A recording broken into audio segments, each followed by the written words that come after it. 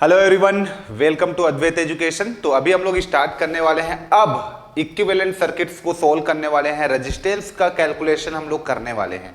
क्योंकि आगे बढ़ने से पहले आपको पता होना चाहिए कि सीरीज सर्किट क्या होता है, पैरेलल सर्किट क्या होता है, सीरीज पैरेलल का कॉम्बिनेशन क्या होता है। उसके बाद जा करके आप लोग सर्किट को सॉल्व कर सकते हो। तो इन सारे सर्किट्स का आप लोगों के पास आइडिया रहेगा, तभी आप लोग आगे फर्दर आप लोग सर्किट्स को सॉल्व कर सकते हो। तो सबसे पहले मैं यहाँ पे बातें करता हूँ। सबसे पहले मैं क्या क्या बातें करूंगा, मेरा जो मेन हेडिंग होने वाला है equivalent resistance calculation, calculation of equivalent resistance, है ना। तो मैं हेडिंग डाल देता हूं calculation of equivalent resistance, equivalent calculation of equivalent resistance, calculation of equivalent resistance. Correct, ये मेरा हेडिंग होने वाला है। सभी लोग अच्छे से नोट्स बनाइए प्रॉपर वे में। ओके, तो देखिए इसमें हम लोग क्या क्या पढ़ेंगे। कैलकुलेशन ऑफ इक्विवेलेंट रेजिस्टेंस, इसमें बहुत सारे मेथड्स आपके आएंगे। जैसे कि सबसे पहले आप पढ़ोगे इसमें सीरीज सर्किट क्या होता है, इसके बारे में पढ़ोगे। फिर आपका पैरेलल सर्किट है ना, उसके बाद सीरीज पैरेलल का combination of series and parallel, तो combination of series and parallel, ऐसा सर्किट आप पढ़ोगे सिंपल। इसका इक्विवेलेंट रेजिस्टेंस को आप फाइंड आउट करोगे। इसमें बहुत सारे ट्रिक की बात भी करूंगा, मैं बहुत सारे ट्रिक की बात करूंगा, क्वेश्चंस भी लूंगा आप लोगों के लिए जिसमें मैं ट्रिक की बात करूंगा। ओके, तो फर्स्ट ये हो गया। सेकंड, यदि मैं बोलूं यहाँ पे series circuit plus parallel, series parallel का कॉम्बिनेशन, उसके बाद आप यहाँ पे पढ़ोगे इक्विपोटेंशियल कॉन्सेप्ट, इक्विपोटेंशियल कॉन्सेप्ट की मैं बात करूंगा, इक्विपोटेंशियल कॉन्सेप्ट की मैं बात करूंगा। फिर थर्ड मेरे पास जो टूल्स होता है, जो थर्ड मेथड मेरे पास जो होता है, व्हीटस्टोन ब्रिज के बारे में थोड़ा सा आप बातें कर लेते हो। व्हीटस्टोन ब्रिज के बारे में, व्हीटस्टोन ब्रिज इस टाइप का सर्किट रहता है, तो इसके बारे में आप बातें कर लेते हो। फिर फोर्थ मैं यहाँ पे बात करूंगा व्हीटस्टोन ब्रिज के जस्ट बाद मैं बात करूंगा यहाँ पे थोड़ा सा आपका जो इनफाइनाइट नेटवर्क होता है उसके बारे में मैं बातें कर लूंगा। तो यहाँ पे मैं लिख देता हूं इनफाइनाइट नेटवर्क। क्यूब वगैरह वाला जो सर्किट होता है उसको मैं अलग से क्वेश्चंस में कराऊंगा। जो क्यूब से रिलेटेड क्वेश्चंस होता है ना, कि इस दोनों टर्मिनल के अक्रॉस इक्विवेलेंट रेजिस्टेंस निकालो, यहाँ पे निकालो, वहां पे निकालो, ये सब मैं बातें करूंगा, क्वेश्चन के फॉर्मेट में बातें करूंगा। तो इनफाइनाइट नेटवर्क हो गया। फिर आपके पास फिफ्थ रहता है सिमेट्रिकल होता है, सिमेट्रिकल सर्किट के बारे में। कैसे आप सिमेट्रिकल सर्किट में यहाँ पे मिरर सिमेट्री क्या होता है, फोल्डिंग सिमेट्री क्या होता है, ये सब बात करूंगा मैं। मिरर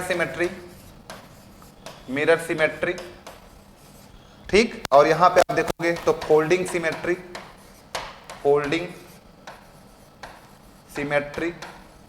ये सब के बारे में मैं बात करूंगा। मिरर सिमेट्री, फोल्डिंग सिमेट्री, ये सारे पॉइंट्स के बारे में मैं बातें करूंगा। आ रहा है बात समझ में। So calculation of equivalent resistance, ये सब हम लोग बातें करेंगे यहाँ पे। ये हमारे पास टॉपिक होने वाला है। और ये series circuit, parallel circuit, combination, series parallel, equivalent, equipotential concept, Wheatstone bridge, infinite network, symmetrical circuit, mirror symmetry, folding, ये सब के बारे में कंप्लीट हम लोग यहाँ पे बातें करेंगे। ओके, तो चलिए स्टार्ट करते हैं हम लोग आज के lecture, that is your series circuit. Series circuit को पहला मैं यहाँ पे ले रहा हूँ आप लोगों के लिए। तो सभी लोग इसको नोट करो पहले। सीरीज सर्किट, इसके बारे में हम लोग बातें करेंगे।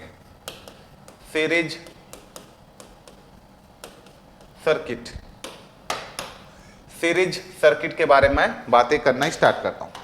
देखो यार, सीरीज सर्किट में सबसे पहला मैं उठा लेता हूं रेजिस्टेंस को। सबसे फर्स्ट मैं उठा लेता हूं रेजिस्टेंस के लिए। तो लेट्स कंसीडर कि मेरे पास रेजिस्टेंस है ना, मेरे पास रेजिस्टेंस है। ये रेजिस्टेंस R1 हो गया। ऐसा मान लो कि मेरे पास कोई रेजिस्टेंस है। लेट्स एक सर्किट मैंने ऐसे बना दिया। अब इसमें मैं देख रहा हूं कि इस सर्किट में मेरे पास ना 3 रेजिस्टेंस को मैं सीरीज में कनेक्ट कर देता हूं। लेट्स 3 रेजिस्टेंस को मैं सीरीज में कनेक्ट कर देता हूं। ये मेरे पास सोर्स हो गई। ओके, तो यहां पे ये हो गया, ये हो गया, ये हो गया, और यहां पे एक सोर्स ले लेता हूं मैं। तो just I am taking a source, यहां से ये मेरे पास हो गया सोर्स, ठीक, जिसको मैं बोल देता हूं this is my plus and minus, ये कोई वोल्टेज है। Okay, so this is R1, this is R2 and this is R3। तीन रेजिस्टेंस सीरीज में कनेक्टेड है एक सोर्स के साथ।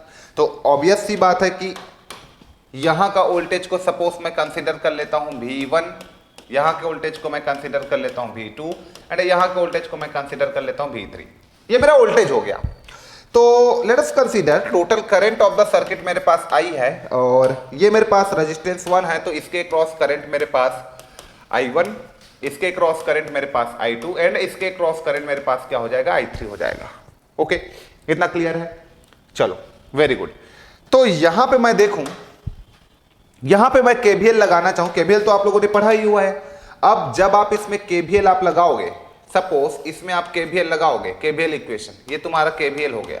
इस लूप में KVL लगाए, किरचॉफ्स वोल्टेज लॉ हम लोग लगाएंगे, तो क्या मिलेगा, टोटल वोल्टेज हमारा जो यहाँ पे V है वो किसके बराबर हो जाएगा, V1, V2, V3 के बराबर होगा, है ना।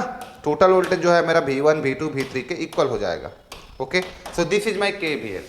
ये अब मैं बात करूं यहाँ पे मुझे दिख क्या रहा है, V1 का वैल्यू क्या है, V1 का वैल्यू मेरे पास है I1 R1, V2 का वैल्यू मेरे पास क्या है, तो V2 का वैल्यू मेरे पास है I2 R2 और V3 का वैल्यू क्या है मेरे पास, तो V3 का वैल्यू मेरे पास है I3 R3। ये मेरे पास V1 V2 दिया है। ओम्स लॉ के अकॉर्डिंग मैं देख सकता हूं कि यहाँ पे वोल्टेज है तो यहाँ का वोल्टेज जो होगा, यहाँ का resistance into current, resistance into current, resistance into current, ये हो गया मेरे पास V1 V2 V3 का वैल्यू। ओके, अब इन सारे वैल्यूज को यहाँ पे आप पुट करोगे तो V is equal to V1 V2 V3 की वैल्यू को आप पुट करोगे तो I1 R1 plus I2 R2 plus I3 R3, ये तुमको मिल गया V का वैल्यू, ये तुमको मिल गया V का वैल्यू। अब आपको पता है कि सीरीज में देखो, सीरीज में ये करंट की मैं बात करूं तो सीरीज में ना करंट का वैल्यू सेम है। यदि मैं सीरीज में करंट की बात करूं तो करंट का वैल्यू सेम है इन, है ना। यहां से देखो, यहां पे जो करंट है वही करंट यहीं पे है, यहां पे है, यहां पे, तो इसका मतलब ये हुआ कि सीरीज में करंट सेम होता है। तो मैं लिख सकता हूं where I is equal to क्या है, I1 is equal to I2 is equal to I3 के बराबर है। सीरीज सर्किट में करंट सेम होता है। अभी लिखेंगे सबको, है ना। तो मैं क्या लिख सकता हूं, यहां से मैं क्या लिख सकता हूं, यदि सारे करंट को I से रिप्लेस कर दूं तो ये मेरा I बाहर आ गया और यहां से मेरा क्या हो जाएगा, ये R1 हो गया, ये R2 हो गया और ये मेरे पास R3 हो गया। Okay, so V by I, इसको मैं ऐसे लिख देता हूं V बाई I और यही मेरा हो जाएगा V बाई I ही मेरा क्या होगा, total voltage of the circuit and total current of the circuit is the total resistance of the circuit. So it is called the R equivalent and R equivalent का value मुझे मिल जाएगा R1 plus R2 plus R3। इसका मतलब ये हुआ कि जब आपके पास सारे एलिमेंट, सारे रेजिस्टेंस सीरीज में कनेक्टेड होगा तो रेजिस्टेंस का वैल्यू भी क्या होने वाला है, एडिटिव नेचर का होने वाला है। आ रहा है बात समझ में, एडिटिव नेचर का होने वाला है, रेजिस्टेंस भी एडिटिव नेचर का होने वाला है। क्लियर हो रहा है बातें। इवन वोल्टेज भी एडिटिव है, करंट भी एडिटिव है, वोल्टेज भी एडिटिव है, रेजिस्टेंस भी एडिटिव है, करंट सेम होने वाला है। इवन आप पावर निकालना चाहते हो, लेट्स यहाँ का पावर आप निकालना चाहते हो, लेट्स यहाँ का पावर आपके पास P1 है, यहाँ का पावर P2 है, यहाँ का पावर P3 है। लेट्स कंसीडर कि आप P1 को निकालना चाहते हो पावर को, तो ये तुम्हारे पास क्या होगा, V1 I1 होगा। तुम P2 को निकालना चाहते हो तो V2 I2 होगा। तुम P3 को निकालना चाहते हो तो ये तुम्हारे पास क्या होगा, V3 I3 होगा। आ रहा है बात समझ में। इसका मतलब total power of the circuit में निकालना चाहूँ तो टोटल पावर मेरा VI होगा, टोटल पावर VI होगा। तो total power of the circuit में लिखना चाहूं तो टोटल पावर मेरा हो जाएगा power P1 plus P2 plus P3। अब सर्किट चाहे सीरीज हो या पैरेलल, भैया हमारे पास जो एक्चुअल पावर जो होता है, जो कंज्यूम्ड पावर होता है, वो हमेशा एडिटिव होता है। अब सर आप लोग बोलोगे कि सर आपने तो बल्ब वाले में सीरीज सर्किट में पावर को आपने दूसरे तरीके से सॉल्व किया था। अरे वो पावर कंज्यूम्ड पावर है, वो पावर आपके पास रेटेड पावर है, इट्स नॉट कंज्यूम्ड पावर, वो रेटेड पावर था। और उसको जब मैंने डेरिवेशन किया तो मुझे वो डेरिवेशन मिला था, है ना। तो ऐसा मत रटो आप लोग कि सीरीज सर्किट में पावर को सर आप तो फिर पैरेलल टाइप का सॉल्व करते हो। बिल्कुल नहीं, ऐसा बिल्कुल भी आप लोगों को नहीं रखना है। आ रहा बात समझ में। सीरीज हो या पैरेलल हो, पावर एडिटिव होता है। बल्ब वो वाला केस था, वहां पे हम लोग रेटेड पावर को हम लोग कंज्यूम्ड पावर निकाल रहे थे in terms of rated power, तो हमारा डेरिवेशन ऐसा आया था। ओके, तो ध्यान देना चीजों को आप लोग। तो तो ये मेरा क्लियर हो गया। पावर चाहे सीरीज हो पैरेलल हो हमेशा जुड़े गया, टोटल पावर यहाँ के पावर के बराबर होगा। ये सब चीज क्लियर हो गया। तो क्या क्या पॉइंट हमने कंक्लूड किया in case of series circuit. Voltage हमारे पास क्या होता है, सीरीज सर्किट की मैं बात करूं तो वोल्टेज जो होता है मेरे पास, सीरीज सर्किट की मैं बात करूं तो ये जो वोल्टेज होता है मेरे पास है ना, वो क्या होता है, वोल्टेज जो होता है एडिटिव होता है, रेजिस्टेंस एडिटिव होता है, ठीक है, पावर एडिटिव होता है, तीनों एडिटिव हो गया। करंट है ना, सारे एलिमेंट पे करंट सेम होता है, current in same for all the element which are connected in the circuit. Circuit में जितने भी एलिमेंट कनेक्टेड है उसमें करंट की वैल्यू सेम होगा, ठीक है, ये भी आपको समझ में आ गया, ठीक। और total voltage of the circuit वो बराबर होगा, इक्वल होगा the algebraic sum of voltage of the circuit के। तो ये सारे कुछ पॉइंट है जिसको हम लोग अभी नोट करने वाले हैं, फिर बहुत से बातें मैं यहाँ पे और करूंगा। तब तक इतना आप लोग जल्दी से नोट करो, फटाफट इसको नोट करो। एक दो पॉइंट और है जिसको हम लोग यहाँ पे क्या कर लेते हैं, ऐड कर लेते हैं, जिसको हम लोग यहाँ पे जस्ट नोट कर लेते हैं। तो एक दो पॉइंट है जिसको मैं जस्ट अभी नोट कराऊंगा आप लोगों को, तो जल्दी से इसको लिखो आप तब तक, जल्दी से लिखिए। तो हाँ, एक दो पॉइंट मैं यहाँ पे चलो नोट कर देता हूं। एक दो पॉइंट क्या क्या थ्योरेटिकल है। पहला कंक्लूजन मैं यहाँ पे लिख रहा हूं, इसका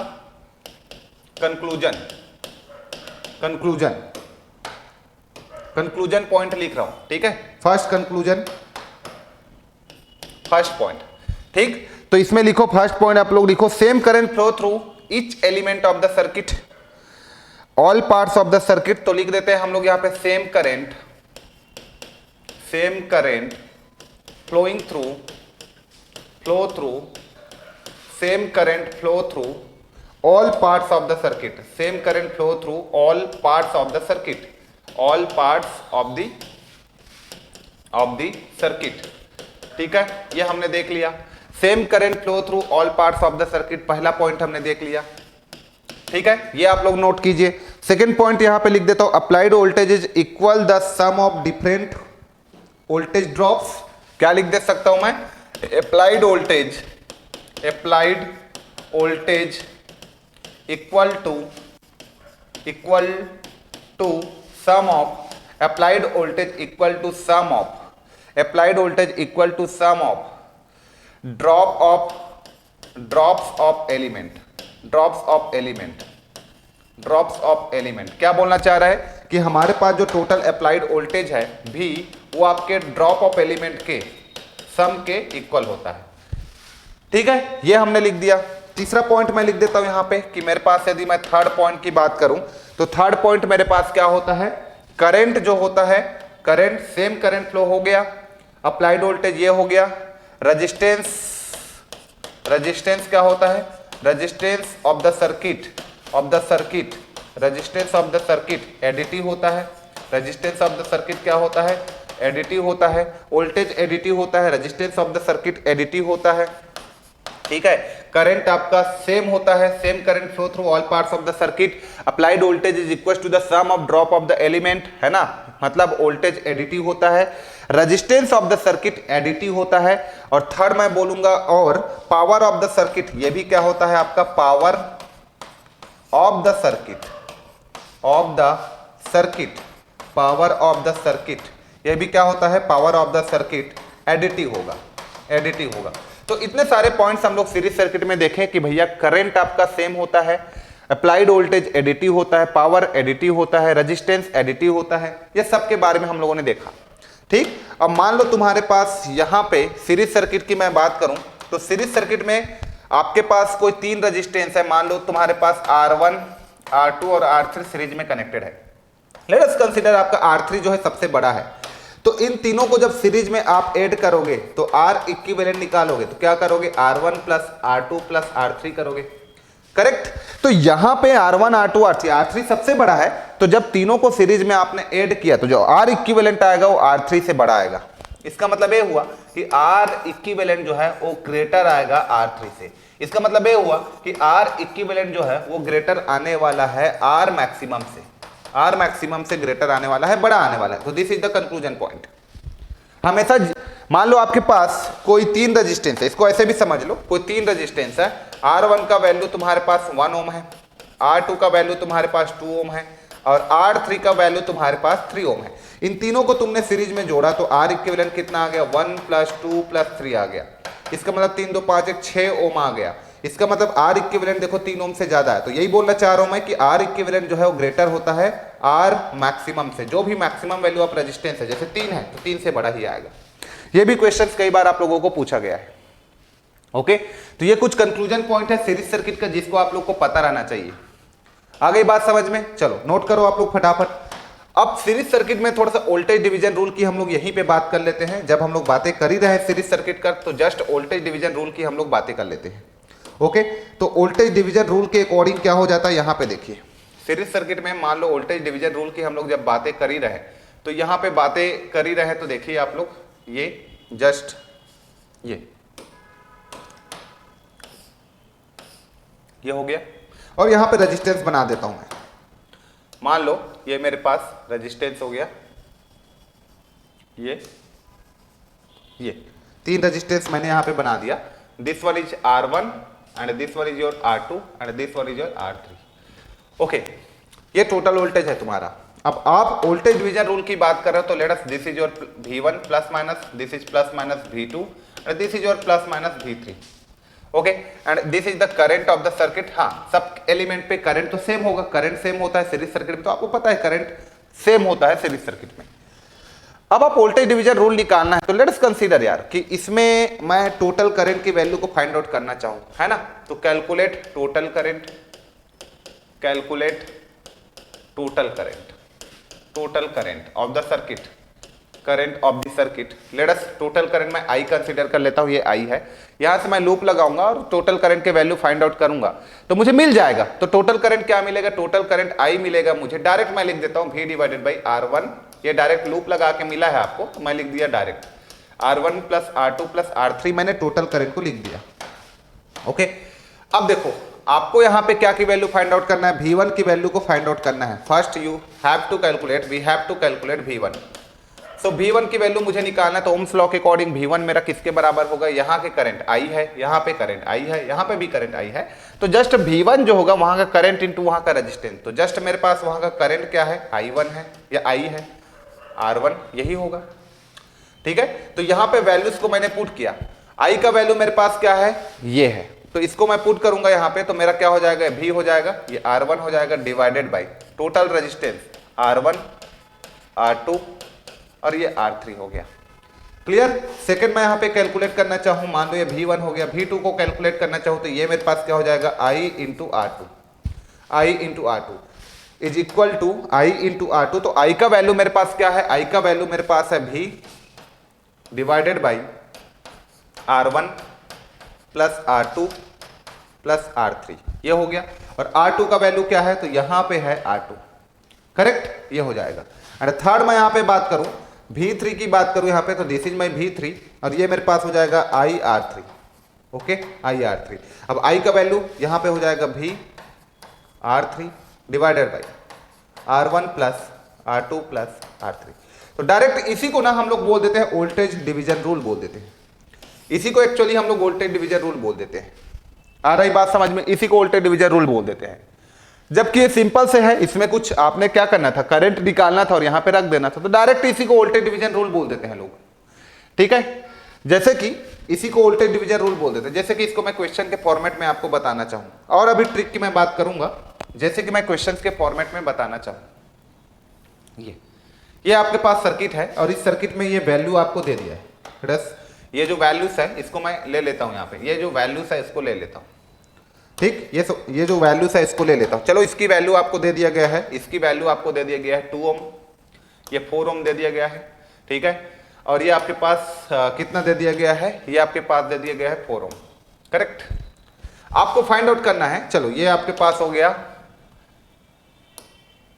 ये आपके पास हो गया 6 ओम। चलो, और यहां पे 24 वोल्ट का बैटरी है।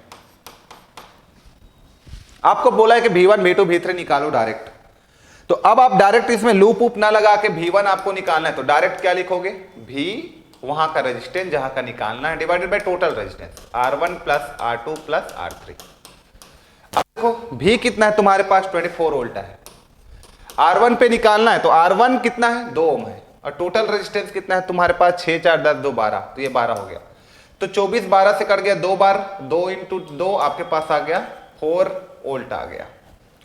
सिमिलरली आपको V2 निकालना है, तो V2 निकालना है तो टोटल वोल्टेज कितना है 24 है। कहां पे आपको निकालना है, यहां पे निकालना है, तो 4 ओम है और नीचे में आपका आ जाएगा टोटल रेजिस्टेंस 12, तो 12 दूनी 24, 2 को 4 से मल्टीप्लाई करो 8 आ गया। V3 आपको निकालना है तो आपका हो जाएगा 24 वोल्ट टोटल ये, ठीक। अब जहां पे निकालना है वहां का रेजिस्टेंस, तो ये 6 हो गया डिवाइडेड बाई ये तुम्हारे पास आ गया 12, तो 24 को 12 से आप डिवाइड करो, 2 बार कटेगा, 6 दूनी 12। अब मजेदार चीज ये है कि 12 और 8 20, 20 और 4 24 और ये 24 के बराबर आ गया। इसका मतलब V1 V2 V3 जो है V के बराबर होना चाहिए, तो आ भी रहा है 24। ये 24 वोल्ट जो है यहां यहां यहां तीनों में डिवाइड होगा। कितना डिवाइड होगा वो डिपेंड कर रहा है इन सारे रजिस्टर पर, इन सारे रेजिस्टेंस पे डिपेंड कर रहा है। जितना रेजिस्टेंस उसी के हिसाब से डिवाइड होगा, जितना ज्यादा रेजिस्टेंस उतना ज्यादा वोल्टेज ड्रॉप। जैसे कि आके 6 ओम रेजिस्टेंस है तो सबसे ज्यादा वोल्टेज ड्रॉप 12 हुआ।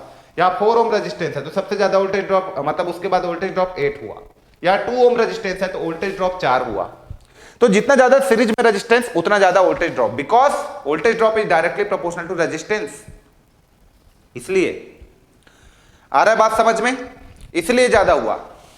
क्लियर।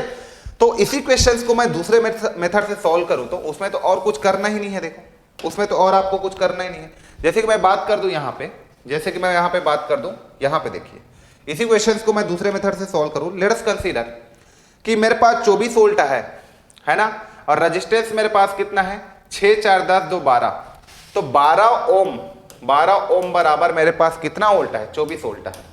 आ रहा है बात समझ में, 12 ओम बराबर 24 वोल्ट, तो 1 ओम बराबर कितना हो गया मेरे पास, यहां पे मैं कटा दूं इसको, रेशियो में मैं चेंज कर देता हूं, तो 1 ओम बराबर कितना हो गया 2 वोल्ट, ठीक। 1 ओम बराबर 2 वोल्ट, तो 2 ओम बराबर कितना हो जाएगा, 2 से मल्टीप्लाई कर दो 4 वोल्ट।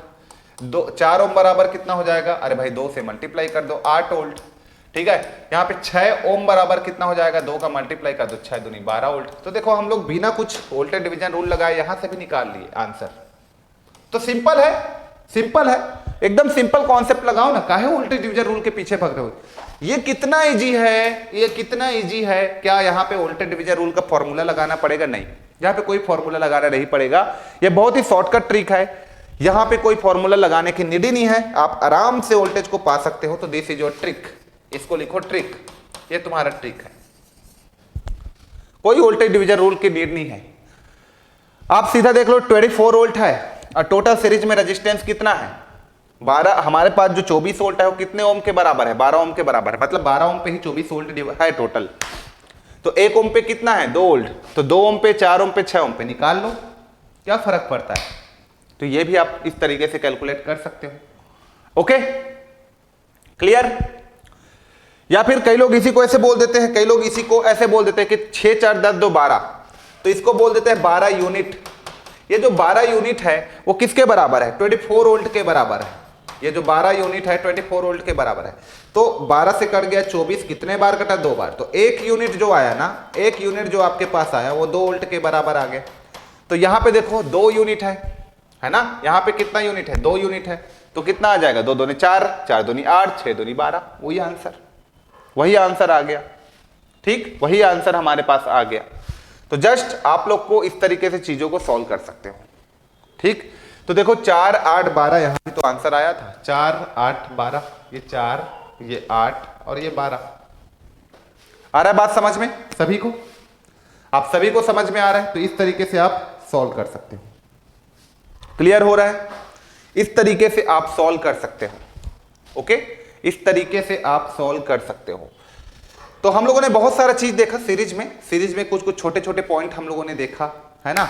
अब सीरीज है करके कैसे जानेंगे, कोई रेजिस्टेंस जो है वो सीरीज में है करके कैसे जानेंगे। मान लो जितना करंट, जैसे कि कोई रेजिस्टेंस है वो सीरीज में है, कैसे जानोगे। मान लो एक रेजिस्टेंस पे कोई करंट एंटर किया और कोई दूसरे रेजिस्टेंस पे उतने ही करंट बाहर निकल रहे, तो दोनों रेजिस्टेंस सीरीज में है। अभी मैं बातें करूंगा, डिफरेंट सर्किट बनाऊंगा तो अभी आपको बताऊंगा। सीरीज को तो सब जान जाते हैं यार, सीरीज मतलब सबको पता रहता है। सीरीज मतलब है ना, एक ही करंट फ्लो होना चाहिए। जितने एलिमेंट सीरीज में कनेक्टेड है, जितने रेजिस्टेंस सीरीज में कनेक्टेड है, उसमें एक सिंगल करंट फ्लो होना चाहिए, ठीक है, तो सीरीज है।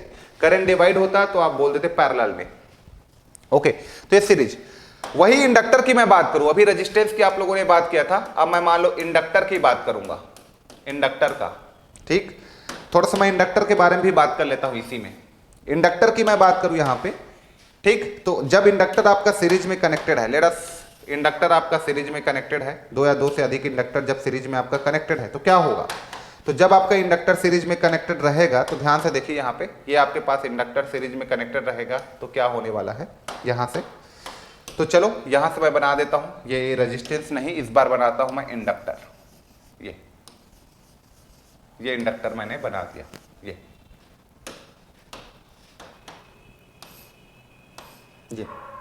ठीक है, ये मैं दे दिया यहां से सप्लाई वोल्टेज। लेट अस, ये मेरे पास L1 है, ये मेरे पास L2 है, ये मेरे पास L3 है, okay, and this is the voltage, ये मेरे पास V1 हो गया, ये मेरे पास V2 हो गया, और ये मेरे पास V3 हो गया, और ये मैंने मान लिया करंट I। ठीक, अब यहां पे क्या होगा यार, यहां पे भी सेम होगा, कुछ नया नहीं होगा। देखो वोल्टेज, यहां से आप जैसे ही KVL लगाओगे, इस तरीके का KVL लगाओगे, तो दिस इज योर KVL, जैसे ही किरचॉफ्स वोल्टेज लॉ लगाओगे तो algebraic sum of voltage an an close loop equal to 0 होगा। तो V इक्वल टू डायरेक्ट आप इसको लिख लो, incoming is equal to outgoing के टर्म में जो आप लिखते हो, या total is equal to drop के फॉर्म में जो लिखते हो, ये वही है। ठीक है, V1 V2 V3। अब हम लोग जानते हैं, वी नो दैट हम क्या जानते हैं, वी नो दैट हम ये जानते हैं, वी नो दैट कि किसी भी इंडक्टर के अक्रॉस जो वोल्टेज होता है वो क्या होता है, L और di/dt होता है। मजेदार चीज ये है कि इसमें I करंट फ्लो हो रहा है, यहां पे भी करंट I है, यहां भी I है, यहां भी I है। मजेदार चीज तो ये, तो यदि मैं यहां पे V1 को लिखना चाहूंगा तो मैं क्या लिखूंगा, V1 को लिखना चाहूंगा तो L1, और ये मेरे पास हो जाएगा di/dt। मैं V2 को लिखना चाहूंगा तो क्या हो जाएगा मेरे पास, ये हो जाएगा L2, और ये मेरे पास di/dt। मैं V3 को लिखना चाहूंगा तो ये मेरे पास क्या हो जाएगा, L3, और ये मेरे पास हो जाएगा di/dt। इतना तो सबको क्लियर है। देखो V1 V2 V3, अब इसको आप इस इक्वेशन नंबर 1 में पुट कर दीजिए।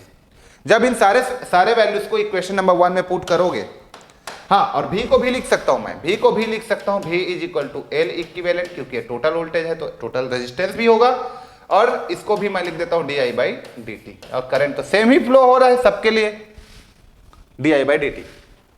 तो नाउ फ्रॉम इक्वेशन नंबर 1 मेरे पास क्या मिलेगा, from equation number 1 L equivalent, और ये मेरे पास क्या हो जाएगा, di/dt is equal to V1 का वैल्यू मेरे पास क्या है, L1, और ये मेरे हो जाएगा di/dt, यहां पे हो जाएगा मेरा L2, और ये मेरे पास हो जाएगा di/dt, और ये मेरे पास क्या है L3, और ये मेरा हो जाएगा di/dt। तो di/dt बोथ साइड से di/dt कैंसिल होगा, तो L इक्विवेलेंट मुझे क्या मिला, L इक्विवेलेंट का जो वैल्यू मिला मुझे L1 plus L2 plus L3, ये मुझे L इक्विवेलेंट का वैल्यू मिल गया।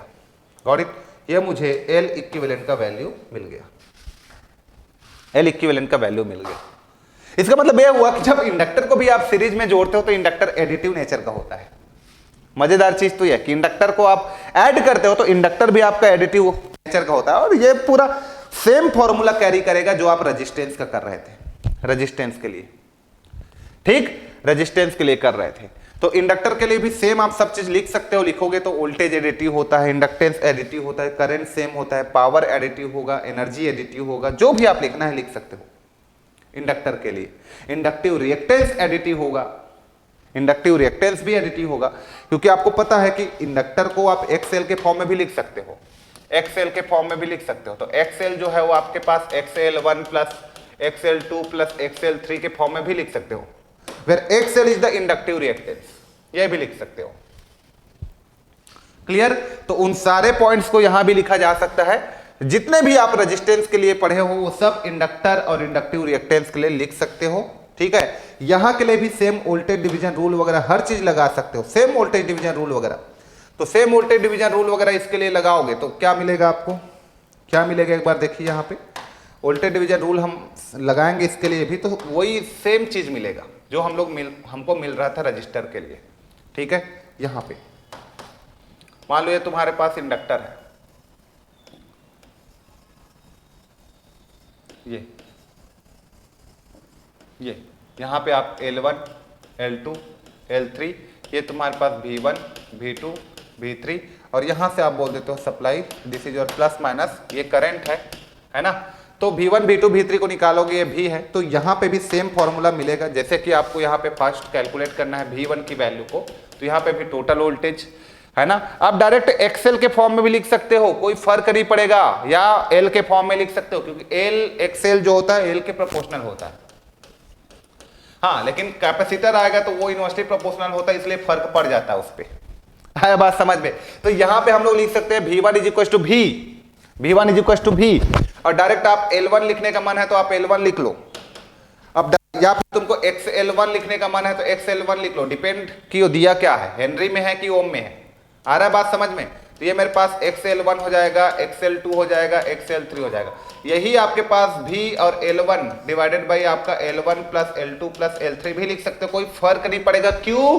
क्योंकि XL is equal to omega L, यहाँ भी omega L, omega L, omega L, omega omega कर जाएगा तो L1 L2 आखिर वही हुआ ना, तो इसलिए फर्क नहीं पड़ेगा। तो आपको आप पे डिपेंड करेगा कि आप ये फॉर्मूला यूज करो कि ये। अब ये इंडक्टिव रिएक्टेंस के फॉर्म में दिया तो ये यूज कर लो, और जस्ट इंडक्टर के फॉर्म में दिया तो ये यूज कर लो, क्या फर्क पड़ता है? बेसिक तो यही है। और सेकंड यहाँ पे आपके पास क्या हो जाएगा, लेट से आप V2 की वैल्यू को फाइंड आउट करना चाहते हो तो V, और ये तुम्हारे पास XL2 हो जाएगा, और यहाँ पे आप लिख लो XL1 plus XL2 plus XL3। ठीक, यहाँ पे भी आप लिख सकते हो V, और यहाँ पे आप L2 डिवाइडेड बाई ये तुम्हारे पास हो जाएगा L1 plus L2 plus L3।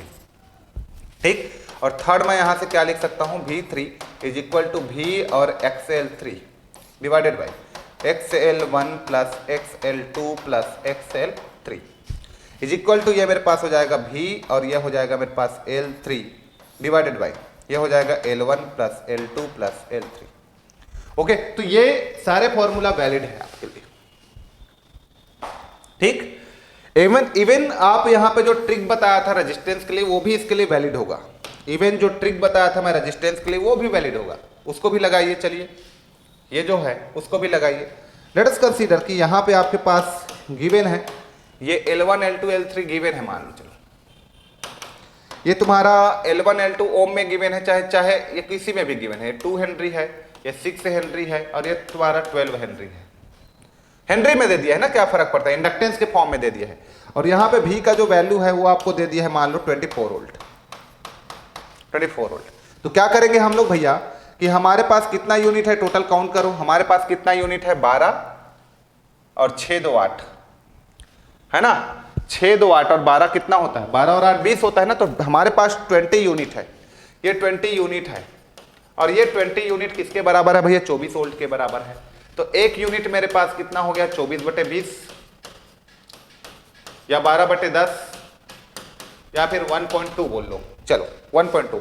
तो आपको V1 निकालना है, V1 क्या हो जाएगा, 2 यूनिट। तो 2 यूनिट, एक यूनिट बराबर होता है 1.2 का, तो 2 यूनिट कितना हो जाएगा, 12 दूनी 24, 2.4 वोल्ट आ गया।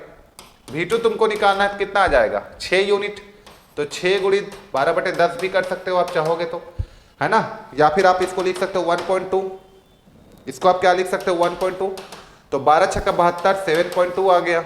और V3 का वैल्यू तुम्हारे पास कितना हो जाएगा, कितना यूनिट है, 12 यूनिट है, 12 इंटू 12, 12 144, तो ये आपका 14.4। सबको जोड़ दो तो कितना आ जाएगा तुम्हारे पास, 24 वोल्ट आ जाएगा। तो ये वोल्टेज ड्रॉप इस तरीके का आप बता सकते हो। तो ये बेस्ट होगा, यूनिट वाला जो आप पढ़ते हो ना, ये आपका एकदम बेस्ट होता है। इसमें आपको ज्यादा टाइम नहीं लगता, फटाफट आप सॉल्व कर लेते हो। कितना भी बड़ा सर्किट रहे, कितना भी छोटा सर्किट रहे, इसके through with in a second आप आंसर पा सकते हो। तो वोल्टेज डिवीजन रूल की अलग से आपको नीड नहीं होता, है ना। तो अलग से वोल्टेज डिवीजन रूल बताओ सर बोलोगे तो नहीं, क्यों बताऊंगा मैं, मुझे तो ये पता है, शॉर्टकट ट्रिक। आ रहा है बात समझ में? चलो, तो ये सब चीज आप रेजिस्टेंस के लिए जो लिखे थे वही यहाँ पे भी लिख सकते हो, है ना। इसके लिए भी लिख सकते हो कि आपके पास पहला पॉइंट क्या होता है कि L इक्विवेलेंट जो होता है वो एडिटिव होता है, तो L1 plus L2 plus L3 होता है। तीसरा सेकंड लिख सकते हो कि इसके क्रॉस जो टोटल वोल्टेज होगा वो आपका एडिटिव होगा, तो ये भी लिख लो।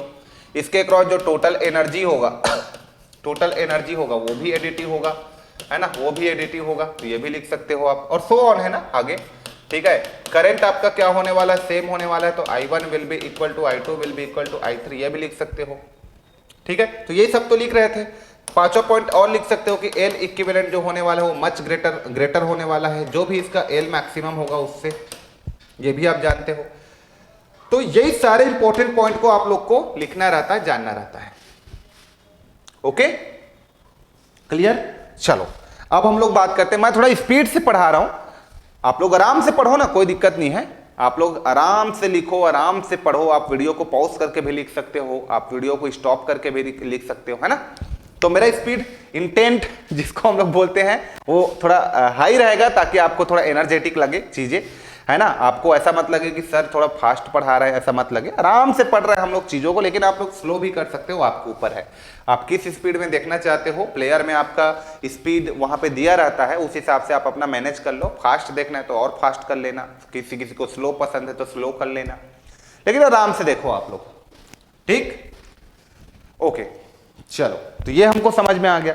अब सीरीज सर्किट में एक और एलिमेंट आता है हमारे पास, दैट इज योर कैपेसिटर। अब मैं कैपेसिटर की बात करूं यहां पे, तो लिख लो कैपेसिटर। कैपेसिटर, इसका कैपेसिटेंस होता है C। इसकी मैं बात करूं तो जस्ट इसके बारे में भी देख लेते हैं। Let us consider capacitor.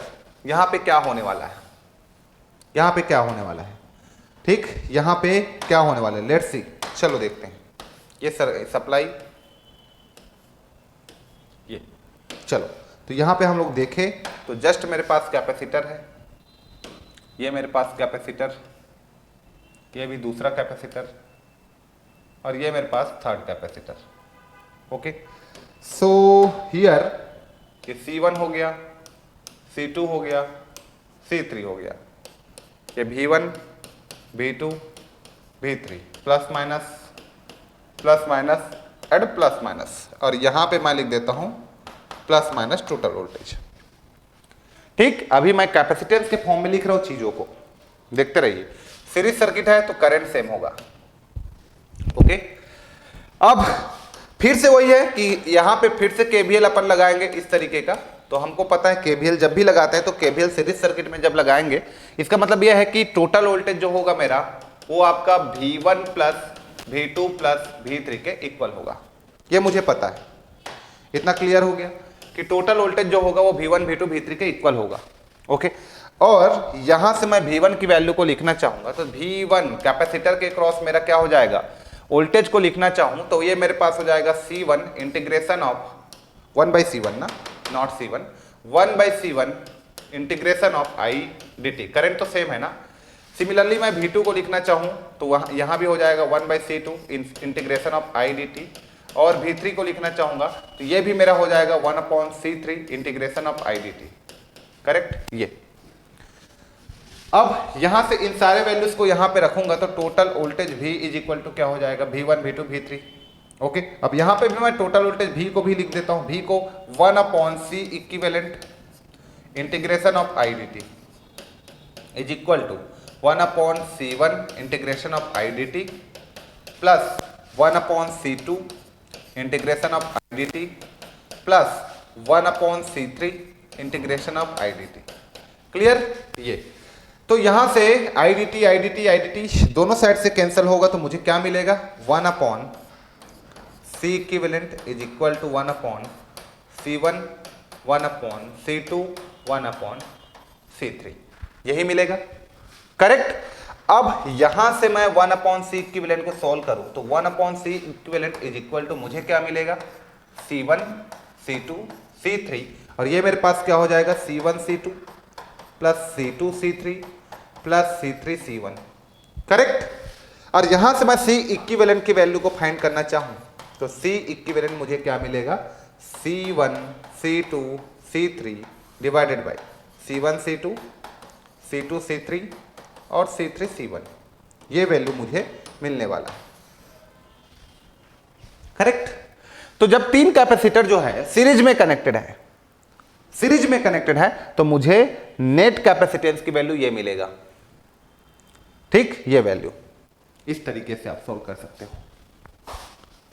Okay, हाँ, यदि मैं बोलता कि लेट अस कंसीडर कि मेरे पास इसका कैपेसिटिव रिएक्टेंस XC1 है, इसका भी कैपेसिटिव रिएक्टेंस XC2 है, कैपेसिटिव रिएक्टेंस XC3 है, तो नेट कैपेसिटेंस की मैं बात करूंगा C इक्विवेलेंट, या कैपेसिटिव रिएक्टेंस की मैं बात करूंगा इसका, capacitive reactance, net capacitive reactance की मैं बात करूं तो ये आपका एडिटी होगा XC1 XC2 XC3 इसके बराबर होगा। आ रहा है बात समझ में? नेट जो मेरे पास कैपेसिटेंस है वो आपका सम के बराबर होगा, तीनों का सम होगा।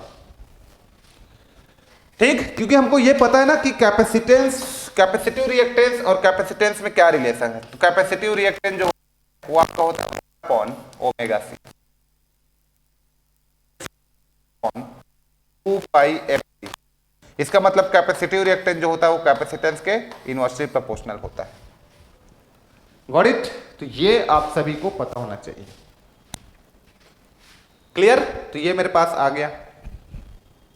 अब इसमें भी आप बात कर लोगे, मान लो नेट कैपेसिटेंस C इक्विवेलेंट आपके पास क्या आ गया, C इक्विवेलेंट का वैल्यू आपके पास आ गया C1 C2 C3 divided by C1 C2 plus C2 C3 plus C3 C1। ये आपके पास आया हुआ है नेट कैपेसिटेंस की वैल्यू। ओके, अब उसी सर्किट में उसी सर्किट में मैं बात कर लूं, सेम सर्किट में आप यहां पे वोल्टेज डिवीजन रूल की बात कर लो, वोल्टेज डिवीजन रूल की बात कर लो। तो जब इसी सर्किट में वोल्टेज डिवीजन रूल की आप बात करोगे, ये ले लिया मैं सेम सर्किट को, चलो इसी सर्किट में वोल्टेज डिवीजन रूल की आप बात करोगे तो जस्ट क्या होने वाला है आपका, देखो जस्ट क्या होने वाला है, क्या होने वाला है देखो। अब मान लिया जाए अपने को V1 की वैल्यू फाइंड करना है, देखते रहो, ये V1 की वैल्यू को फाइंड करना है। ठीक, तो मुझे क्या चाहिए, करंट चाहिए और वहां का XC1 चाहिए। अब मैं करंट कैसे फाइंड आउट करूंगा, तो करंट को मैं निकालूंगा I divided by V, I equal to V divided by XC1, ये हो जाएगा XC1 plus XC2 plus XC3, यही तो करोगे ना। तो यहां से मैं लिखना चाहूं, ये मेरे पास I हो गया, XC1 की वैल्यू, ये I का वैल्यू रख देता हूं चलो, तो उसके साथ हो जाएगा ये V और ये मेरे पास XC1। ओके, और इसको मैं लिखना चाहूं XC1 plus XC2 plus XC3। तो ये ना, ये जब इंडक्टिव कैपेसिटेंस रहेगा तो उसके रेस्पेक्ट में आप ऐसे लिख सकते हो, वही फॉर्मूला, इंडक्टिव कैपेसिटेंस दिया रहेगा तो जो आपने रेजिस्टेंस के लिए लिखा, जो आपने इंडक्टर के लिए लिखा, सेम पैटर्न में लिख सकते हो। जब आप कैपेसिटिव दिया रहेगा, कैपेसिटिव रिएक्टेंस रहेगा या इंडक्टिव रिएक्टेंस रहेगा या इंडक्टर रहेगा या रेजिस्टेंस रहेगा, तो सबके लिए सेम रूल।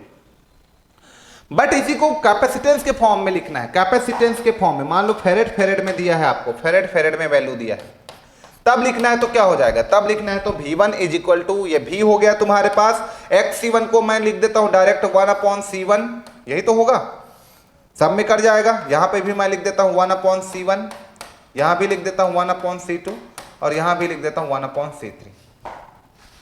अब इसको अपन सॉल्व करेंगे, इसको एक बार सॉल्व कर लेते हैं। तो V/C1 ये आया हुआ है ऊपर में, सॉल्व कर लेते हैं। तो नीचे में आपके पास क्या आएगा, C1 C2 C3 आएगा और यहां पे C1 C2 C2 C3 और यहां पे C3 C1 आएगा। तो यहां से C1 कटा, C1 कटा, करेक्ट। तो ये ऊपर चला गया, ये ऊपर चला गया, तो हमारे पास क्या बचेगा, हमारे पास बचेगा V और ये मेरा C2 C3 हो जाएगा डिवाइडेड बाई, ये हो जाएगा C1 C2 C2 C3 plus C3 C1। ये आपका फॉर्मूला आ जाएगा। देखो ध्यान से सभी लोग ध्यान से देखिए, ये हो जाएगा आपका फॉर्मूला। ओके, देखिए करेक्ट है, करेक्ट है। तो ये आपका V1 का वैल्यू हो जाएगा, इतना क्लियर, C इक्विवेलेंट, ठीक ऐसा आएगा। जो पैरेलल में आ रहा था वही इसका, जो रेजिस्टेंस के पैरेलल में आता है इसके सीरीज में आ रहा है वो, इतना क्लियर है। चलो V1 का वैल्यू, चलो अब इसका सर शॉर्टकट ट्रिक क्या होता है ये बता दो। तो ये V1 आपने निकाल लिया, चलो V1 आपने निकाले, वैसे V2 V3 भी निकाल लोगे, V1 निकाले V2 निकालोगे तो VXC2 हो जाएगा, ये तो नीचे सेम रहेगा। वैसे V2 निकालोगे तो वहां पे जैसे 1 निकाले तो 2 3 आया, 2 निकालोगे तो 1 3 आएगा, है ना, 3 निकालोगे तो 1 2 आएगा, C1 C2, बाकी नीचे तो सेम रहेगा। ठीक है, नीचे तो सेम रहेगा। तो चीजों को एक बार अच्छे से लिख लो, है ना, अच्छे से लिख लो। इसको लिखना चाहते हो तो आप लिख लो यहाँ पे। तो 3 कैपेसिटर सीरीज में कनेक्टेड है, तो आपने यहाँ पे क्या निकाल लिया, सबसे पहले V1 आपने निकाल लिया, तो ये टोटल वोल्टेज है। तो यहाँ पे तुम्हारे पास क्या हो जाएगा C2 C3, और नीचे में तुम्हारे पास क्या हो जाएगा C1 C2 plus C2 C3 plus C3 C1। ये नीचे का इक्विवेलेंट आपको पता है। वैसे आपको V2 लिखना है, तो V2 में क्या हो जाएगा, ये भी अब 2 है ना, तो यहाँ पे C1 C3 लिख दो, नीचे एजिटिस, नीचे क्या होने वाला है C1 C2 plus C2 C3 plus C3 C1। Similarly आपको V3 निकालना है यहाँ पे, तो ये तुम्हारा V हो जाएगा और ये तुम्हारा हो जाएगा 3 है तो 1 2 हो जाएगा, करेक्ट। और नीचे में आपका सेम आएगा, तो C1 C2 plus C2 C3 plus C3 C1। तो ये सारे पॉइंट्स ना आपको एकदम क्लियर होना चाहिए, ये और ये एकदम क्लियर होना चाहिए, ओके। ये सारे पॉइंट एकदम क्लियर होना चाहिए। हाँ, सिंपल सी बात है, वही आप रिएक्टेंस के फॉर्म में लिखोगे, कैपेसिटर है उसका इंडक्टिव कैपेसिटिव रिएक्टेंस गिवन है, तो जस्ट ये क्या हो जाएगा V XC1 डिवाइडेड बाई यहाँ पे आपका XC1 plus XC2 plus XC3, ठीक। सिमिलरली V2 की बात करूं तो ये तुम्हारे पास total voltage XC2 divided by XC1 plus XC2 plus XC3, और यहाँ पे आपका हो जाएगा V3 is equal to V और XC3 divided by XC1 plus XC2 plus XC3। ये आपका होने वाला है, क्लियर। ये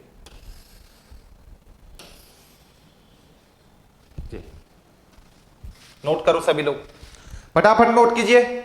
चलो फिर आगे बढ़ते हैं, इसको नोट करो आप लोग, वीडियो को पॉज करके भी नोट कर सकते हैं। मैं जस्ट आगे बढ़ता हूं, अब आप लोग वीडियो को पॉज करके भी नोट कर सकते हैं, आप लोग वीडियो को पॉज करके भी नोट कर सकते हैं। मैं जस्ट आगे बढ़ता हूं, ठीक है, आगे बढ़ूं, चलिए आगे बढ़ा जाए। चलो हो गया, ये सारे चीजें नोट कर लिए ना। चलो, तो यहां से एक चीज इसमें भी मैं शॉर्टकट ट्रिक की मैं बात करूं। मान लो आपके पास कोई 2 कैपेसिटर है, ध्यान से सुनना, ये 2 कैपेसिटर है, ठीक है। इसमें मैं अभी बातें करूंगा, क्वेश्चंस भी लूंगा आप लोगों के लिए। मान लिया जाए कि ये कोई 2 कैपेसिटर है, ये ठीक, ये 2 कैपेसिटर है। मान लो ये दिस इज प्लस और माइनस, ये कोई 2 कैपेसिटर है। चलो यहां पे मैं लिख देता हूं, ये मेरे पास हो गया प्लस, ये प्लस हो गया और ये माइनस हो गया, ओके। अब इसको लिख देता हूं मैं V, ये मेरा V हो गया। 2 कैपेसिटर ले लो यहां पे,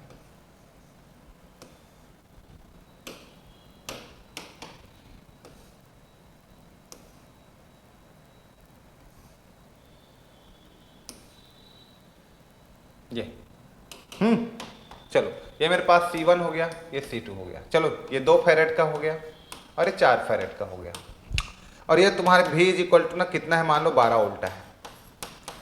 अब कई लोग क्या करेंगे कि सर सीरीज में तो है, कई लोग क्या करेंगे सर सीरीज में तो है ना, सीरीज में तो है, तो डायरेक्ट क्या हम लोग इसको भी ऐसे नहीं लिख सकते क्या? ये जो है हमारे पास टोटल 4 2 6 यूनिट, 6 यूनिट बराबर है 12 वोल्ट का, क्या हम लोग ऐसा नहीं कर सकते?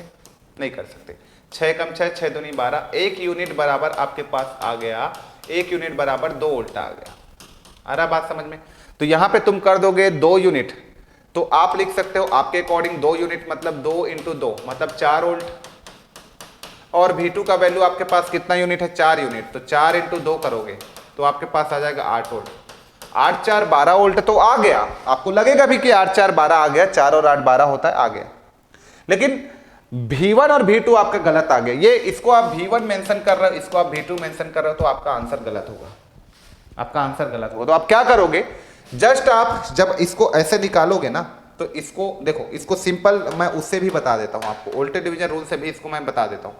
वोल्टेज डिवीजन रूल लगाओगे, मान लो इसमें वोल्टेज डिवीजन रूल आप लगाते हो, तो वहां से क्या आने वाला है, लेट से आप इसको V1 माने हो, तो V1 आपको निकालना है, ठीक है। तो टोटल वोल्टेज आपका ये 12 हो गया, और जहां पे निकालना है इस बार कैपेसिटर है तो उसका अपोजिट को लेना है, तो ये 4 डिवाइडेड बाई 4 2 6, 6 कम 6 6 12, ये देखो 8 वोल्ट यहाँ पे आ गया। सिमिलरली आप V2 लोगे तो V2 आपके पास 4 वोल्ट आ जाएगा। तो देखो उल्टा आ रहा है, V1 का वैल्यू 4 आ रहा है, V2 का वैल्यू आपका वहां पे आपका 4 आ रहा है और 8 आ रहा है, जबकि ओरिजिनल आंसर 8 और 4 आना चाहिए था। उल्टा लेते हैं कैपेसिटर में, आपको पता होना चाहिए। ओके, ये करेक्ट आंसर है, वो रॉन्ग है। तो आपको करना क्या है, आप शॉर्टकट टेक्निक को लगाओ, लेकिन ना आप V1 को यहां पे लिखा करो और V2 को यहां पे लिखा करो। इसका मतलब इसको आप बाय डिफॉल्ट V2 लिख दिया करो, इसको V1। तो इसलिए जब आप V2 लिखोगे ना तो आपका आंसर करेक्ट आएगा। देखो यहाँ पे 4 2 6 unit, 6 unit is equal to कितना हो गया आपके पास, 12 हो गया, 12 हो गया, 12 हो गया। तो इसके लिए आप लिखते हो 1 यूनिट इज इक्वल टू कितना आ गया, 1 यूनिट इज इक्वल टू 2 आ गया। तो यहाँ 2 2 ने 4, तो ये 4 V2 आ गया, इसको आपने V2 लिख दिया है। और यहाँ पे आप V1 लिख दोगे तो 4 को 2 से मल्टीप्लाई कर दो, 8 आ गया। देखो आपका आंसर हो जाएगा, बस पलट देना है, V2 को V1, V1 को V2 लिख देना है, आपको अपने से मैनिपुलेट कर देना है, तो आंसर हो जाएगा। ठीक है सर, ये तो शॉर्टकट ट्रिक आपने बता दिया। सर यदि 3 कैपेसिटर पैरेलल में रहेगा तो कैसे करेंगे, इसका भी बहुत से मैं बातें करूंगा अभी आप लोगों से, बहुत सारी चीजें मैं आप लोगों को अभी बताऊंगा। उससे पहले देखो कि सर 3 कैपेसिटर हमारा यहाँ पे पैरेलल में रहे तो हम कैसे करेंगे, उसको कैसे सॉल्व करेंगे। लेट अस कंसीडर कि आपके पास कोई 3 कैपेसिटर है, तीनों कैपेसिटर आपका किस में कनेक्टेड है, तीनों कैपेसिटर पैरेलल में, 1 कैपेसिटर, 2 कैपेसिटर, 3 कैपेसिटर। मान लिया जाए कि यहाँ पे एक कैपेसिटर हो गया, ये दूसरा कैपेसिटर, ये तीसरा कैपेसिटर, और यहाँ पे मैं एक सोर्स ले लेता हूँ यहाँ पे। ठीक, ये मेरे पास हो गया source, this is plus minus, ये 24 वोल्ट। ठीक है, ये मेरे पास है 2 फेरेड, ये 6 फेरेड, ठीक, और ये 12 फेरेड। चलो अब V1 V2 V3 निकालना है तुमको, ये V1 है, ये V2 है, ये V3 है। तो हम लोग को पता होना चाहिए कि कैपेसिटर, एक चीज मैं बताता हूं, देखो capacitor C is equal to Q upon V होता है कि नहीं। इसका मतलब कैपेसिटेंस जो है 1 अपॉन V होता है कि नहीं, या V की वैल्यू मैं निकालूंगा तो 1 अपॉन C होता है। ये चीजें पता होना चाहिए तुमको। ठीक, इसका मतलब मैं इसको क्या लिख सकता हूं कि यहां का जो रेशियो है, मान लो रेशियो वोल्टेज का V1 रेशियो, V2 रेशियो, मैं V3 लिख रहा हूं, तो कैपेसिटेंस का रेशियो मेरे पास क्या आएगा, 1/2 रेशियो, 1/6 रेशियो और 1/12 रेशियो। समझना मेरे बात को। अब 2 6 12, ये जो नीचे में दिख रहा है 2 6 12 का एलसीएम क्या होगा, 2 6 12 का एलसीएम क्या होगा। मैंने वोल्टेज को लिखा, एक तरफ कैपेसिटेंस को लिखा। अब 2 6 12 का एक ऐसा नंबर, लिस्ट नंबर सोचो जो तीनों से कट जाए। तो 12 लोगे तो 12 2 से भी करता है, 6 से भी करता है और 12 से भी करता है, तो 12 ले लो एलसीएम।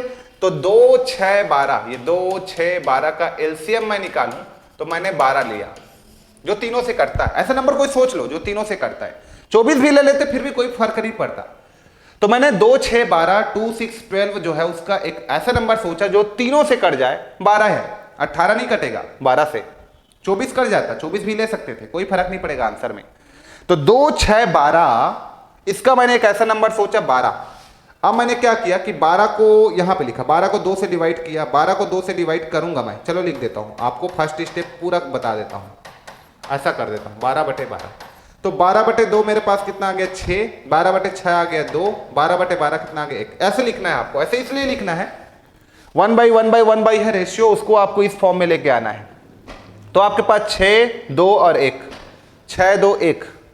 अब यही यूनिट बनेगा, 6 2 8 1 9, तो आपके पास टोटल 9 यूनिट है। ये देखो 9 यूनिट, और ये 9 यूनिट जो है वो किसके बराबर है, 24 वोल्ट के बराबर है ये। ठीक, तो 9 यूनिट 24 वोल्ट के बराबर है, तो 1 यूनिट किसके बराबर हो गया, 24/9। 3 से कट जाएगा, 3 3 9, 3 8 24, 8/3 आ जाएगा। यहां पे आप 8/3 लिख सकते हो। ठीक, 1 यूनिट 8/3, तो यहां से कितना यूनिट है, 6 2 1। कितना यूनिट है तुम्हारे पास, 6 2 1। कितना यूनिट है, 6 2 1 है।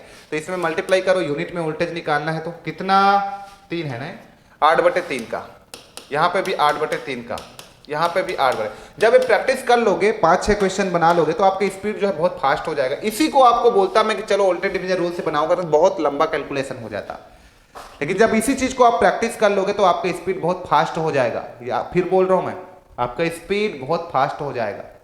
ठीक है, अरे कैपेसिटर है तो कैपेसिटर में उल्टा चल रहा है सब चीज।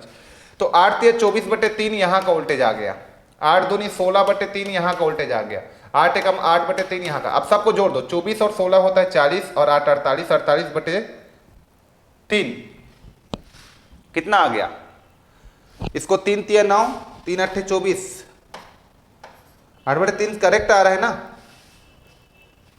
तो 6 2 और 1 आ रहा है, है ना, 6 2 1, तो मेरे पास 6 2 1 है, 6 में 8/3 का 8 या 24/3, 8 2 16/3, 8 एकम 8/3, तो 24 24 48 48/3 कितना आ जा रहा है मेरा, 24 वोल्ट तो नहीं आ रहा है, कहां पे कुछ गड़बड़ी है क्या? मैंने सबसे पहले फिर से देखो, चलो सबसे पहले इसको फिर से देखो, 2 6 12 है, 2 6 12, 2 6 12, V1 V2 V3, 2 6 12, एलसीएम मैंने सोचा 12, 12 को 2 से डिवाइड किया 6 आया, 12 को 6 से डिवाइड किया 2 आया, 12 को 12 से डिवाइड किया 1 आया, 6 2 8 1 9 आ गया, तो 9 यूनिट 24 वोल्ट के बराबर है, 9 यूनिट 24 वोल्ट के बराबर है ना, तो 1 यूनिट 24/9 हो गया, तो मेरे पास 6 यूनिट है, तो 6 गुणित 24/9 करो, ये आपका V1 हो गया, ठीक है। V2 का वैल्यू कितना आ जाएगा आपके पास, V2 का वैल्यू कितना आ जाएगा, हाँ V2 का वैल्यू कितना आ जाएगा, जल्दी करो, V2 का वैल्यू आपके पास आ जाएगा कितना, 2 यूनिट, तो 2 गुणित 24/9, और V3 का वैल्यू कितना है तुम्हारे पास, V3 का वैल्यू तुम्हारे पास है 1 यूनिट, तो 1 गुणित 24/9, ठीक। तो यहां से हमारे पास करो इसको, 3 3 9, 3 8 24, 8 3 24 ही है ना, तो 6 8 48/3 आ गया, 6 8, अच्छा देखो 6 8 48, मैंने 24 लिख दिया है, 6 8 48, तभी गलत आ रहा था, 6 8 48/3, 8 2 16/3, 8 का, हाँ अब देखो इसको मैं जोड़ रहा हूं, मान लो 48 और 24 कितना हो जाएगा, 48 16 8, मैं चेक कर रहा हूं आंसर को, तो ये मेरे पास 48 हो गया, 16 हो गया और ये 8 हो गया, डिवाइडेड बाय 3 कर रहा हूं, तो मेरा आंसर कितना आ रहा है, देखो यार 8 और 6 14, 14 और 8 22 की 2 है ना, 4 1 5, 5 2 7, 72/3, और 72/3 आपका होता है 24, ठीक है, 4 3 12, 24, तो 24 आ गया। तो इस तरीके से चीजों को आप सॉल्व कर सकते हो। अभी बहुत से क्वेश्चंस मैं कराऊंगा, डोंट वरी अबाउट के आपका आंसर नहीं आ रहा है, अरे बहुत से क्वेश्चंस कराऊंगा, आप लोग वरी मत करो, इसका बहुत से क्वेश्चंस मैं आप लोगों से कराऊंगा अभी, ओके। तो चलो मैं अभी इतना ही करता हूं इस लेक्चर में, फिर अभी मैं कराऊंगा आप लोगों को नेक्स्ट लेक्चर फिर लेता हूं, till then take care, thank you so much, love you all, thank you.